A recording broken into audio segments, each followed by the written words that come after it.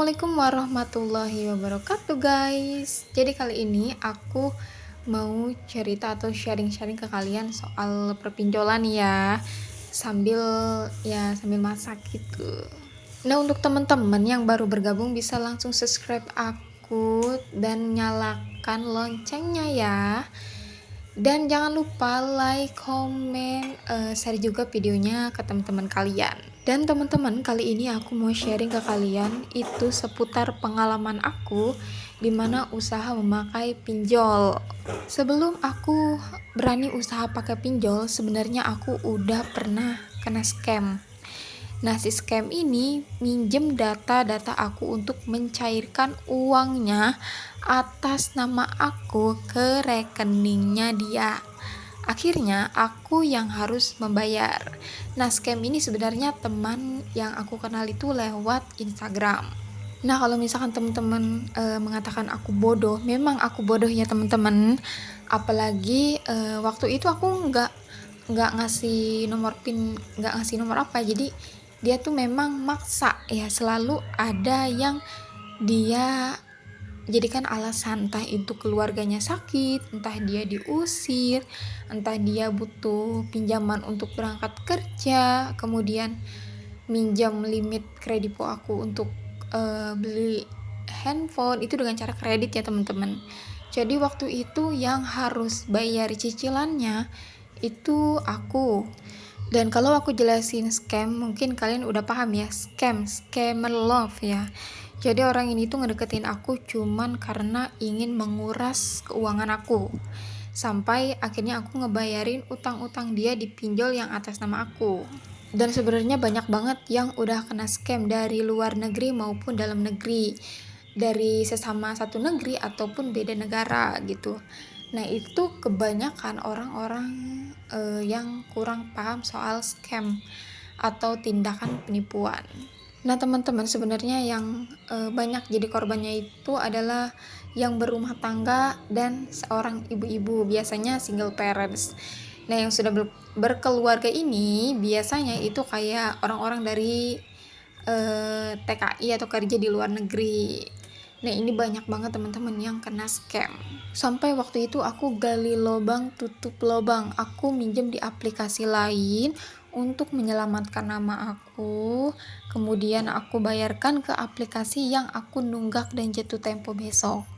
Akhirnya yang satu belum selesai, aku udah buka pinjaman yang satunya yang bunganya lebih besar daripada pinjaman sebelumnya. Nah, yang sebelumnya itu belum selesai ya teman-teman ya, jadi aku masih ada tunggakan.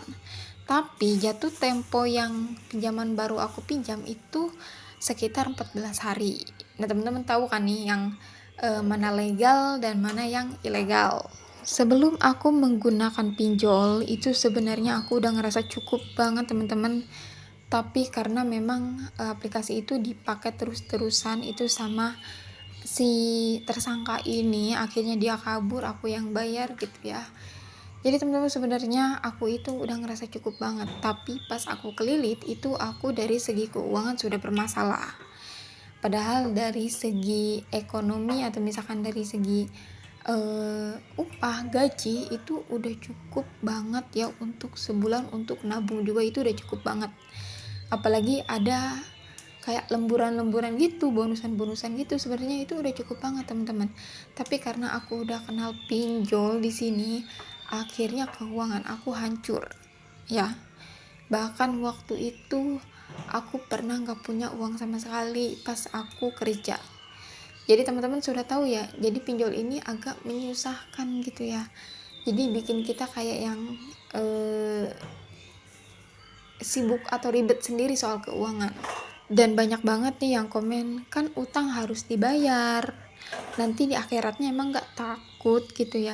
Sebenarnya ya teman-teman ya, dibalik ketidaksanggupan aku itu, aku udah pasrah banget waktu itu, udah gak tahu jalannya gimana, udah gak bakal ketutup, apalagi dengan bunga-bunganya yang besar. Akhirnya di tahun 2023 awal aku memutuskan untuk aku galbay semua di aplikasi legal maupun ilegal, hanya kredipo yang aku bayarkan semuanya.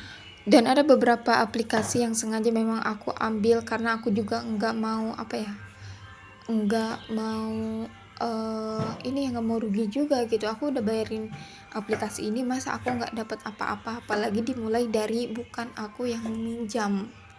Jadi aku ambil beberapa aplikasi itu dari legal sampai ilegal, dan aku cari juga ini apakah ada DC-nya, apakah memang nanti beresiko. Tapi waktu itu aku udah nggak mikirin resikonya apa-apa. Yang penting aku punya pegangan ya suatu saat nanti untuk aku untuk aku gunakan gitu teman-teman.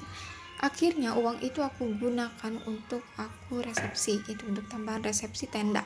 Nah waktu itu di hadapan suami aku juga ya aku ngambilnya ya, jadi aku udah bilang ke dia resikonya apapun, entah apapun resikonya aku nggak mau tahu gitu ya. Dan aku udah siap juga kalau misalkan nanti didatengin. Untuk yang sudah aku cari tahu nih DC-nya nggak ada, akhirnya aku ambil nih ya teman-teman, dari yang 10 juta, dari yang 2 juta, dari yang 1.500.000 itu udah aku ambil semuanya. Karena memang aku di sini emang nggak mau gitu, selama aku bekerja dulu aku tidak dapat apa-apa, aku tidak punya tabungan apa-apa. Akhirnya aku ambilin semuanya dengan resiko nama aku jelek, kemudian mungkin aku di blacklist juga gitu. Aku udah nggak peduli, aku juga udah nggak mau rumah yang bagus, udah nggak mau punya kendaraan yang bagus. Kalau memang aku bisa beli cash, aku akan beli cash. Tapi kalau misalkan untuk kredit, aku udah tahu jalan kredit itu seperti apa. Jadi aku lebih memilih untuk beli sesuatu cash atau membelinya setelah aku memang benar-benar memiliki keuangan yang cukup. Pada saat aku masih ngerawat pinjol itu aku punya emas, beberapa emas, bahkan untuk tabungan aku ke depannya itu aku udah nggak punya emas, tabungan juga aku nggak ada. Kemudian motor aku juga aku jual gitu, itu Beat di 2020 kalau nggak salah ya, warna merah. Itu benar-benar motor yang aku sayang banget, bahkan aku belinya tuh dengan kredit 17 bulan. Nah di situ rasa penyesalan aku, kenapa aku dulu bisanya daftar pinjol, atau misalkan kenal pinjol, kenal si scammer. Mungkin kalau aku tidak kenal pinjol, tidak kenal si scammer, tabungan aku, emas aku, motor aku juga masih ada. Tapi memang karena aku berpikir lagi mungkin itu bukan rezeki aku, akhirnya aku ikhlaskan, walaupun memang agak berat ya teman-teman, karena itu dari usaha sendiri. Kenal pinjol malah bikin mimpi aku semuanya hancur. Yang tadinya aku mau bawa umroh ibu aku, mau ajak jalan-jalan dia, terus aku juga pengen banget nih jadi karyawan tetap, ngambil mobil, itu sebenarnya udah ada di angan-angan aku teman-teman. Tapi semenjak aku kenal pinjol, kontrak aku habis, kayak semuanya ambiar gitu ya. Aku udah gak punya harapan lagi, aku udah gak punya tabungan lagi.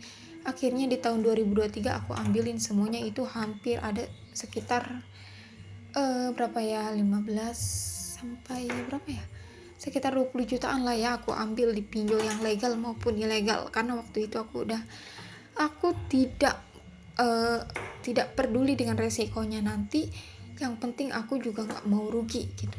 Nah akhirnya uang tersebut itu aku masukin ke dalam ke resepsi pernikahan aku ya. Jadi aku terbantulah dengan itulah ya teman-teman, karena waktu itu aku juga udah nggak punya apa-apa lagi, apalagi soal keuangan aku hancur-hancuran karena mau nikah juga.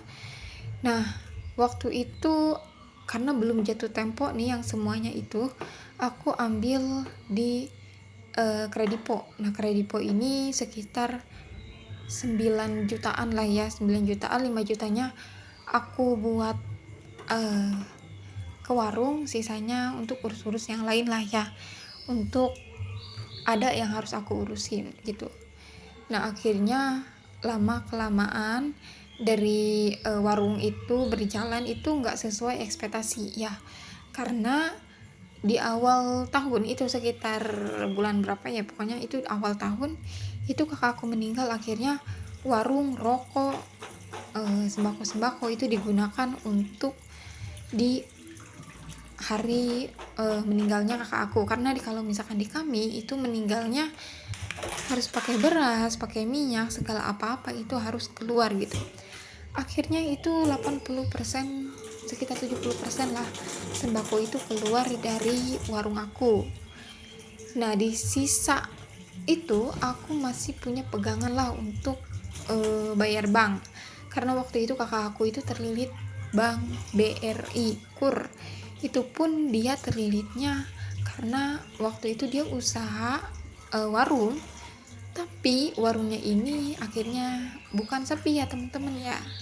Jadi uangnya itu banyak banget di luar yang tidak semestinya digunakan. Entah anaknya itu ngambil, entah anaknya untuk sekolah anaknya gitu ya. Dan waktu itu dia hanya punya warung dan punya modal tersebut untuk ngebiayain anaknya sampai anaknya lulus MTS. Tapi alhamdulillah sekarang anaknya sudah lulus dan sudah dibawa ibunya. Tapi teman-teman, semuanya belum selesai. Nah, itu adalah gelombang pertama ketika aku keuangan habis-habisan, dimana uang bank yang harusnya aku setorkan ke KUR itu akhirnya terpakai untuk di hari meninggalnya kakak aku. Nah, yang kedua itu adalah resepsi aku atau untuk acara hajatan aku ya kalau di sini nyebutnya. Di situ sembako juga keluar, rokok juga keluar. Waktu itu aku penuh-penuhi nih rokok karena aku udah dapetin uang modalnya gitu. Aku beraniin untuk ngisi lagi ya. Akhirnya teman-teman di waktu resepsi aku itu banyak banget yang keluar, entah itu air, gas. Itu gas sekitar 10, kemudian rokok itu hampir 5 slop gitu ya. Belum lagi mie dan segala macamnya, itu banyak banget yang keluar sampai aku enggak bisa ngelanjutin. Tapi alhamdulillah aku tetap buka gitu teman-teman ya. Tetap aku buka warungnya sampai sekarang, alhamdulillah sedikit demi sedikit warung itu ada lah ya, dan masih aku buka sampai sekarang, cuman aku pelan-pelan. Nah teman-teman, di situ mulailah aku terlilit itu dimana aku nunggak di Kredipo yang awalnya aku tidak berniat sama sekali untuk nunggakin hutang apapun di Kredipo, karena aku tahu Kredipo ini memiliki DC dan DC-nya ini agak sedikit maksa gitu ya kalau misalkan untuk pembayaran. Nah di sini akhirnya dengan mau tidak mau suami aku meminjam ke keluarganya untuk biar kita nih nggak digangguin lagi sama si DC-nya ini. Dan alhamdulillah teman-teman sekarang sudah selesai dan aku ingin cari uang lagi untuk bayar ke kakaknya ini. Aku sengaja membeli SIM card cadangan agar ketika mereka spam chat atau mengirim pesan, aku tidak membaca dan mendengarkan. Semua demi menjaga kewarasan aku. Dan kalaupun mereka menep kontak darurat aku sudah memberitahu kepada kontak darurat yang terhubung.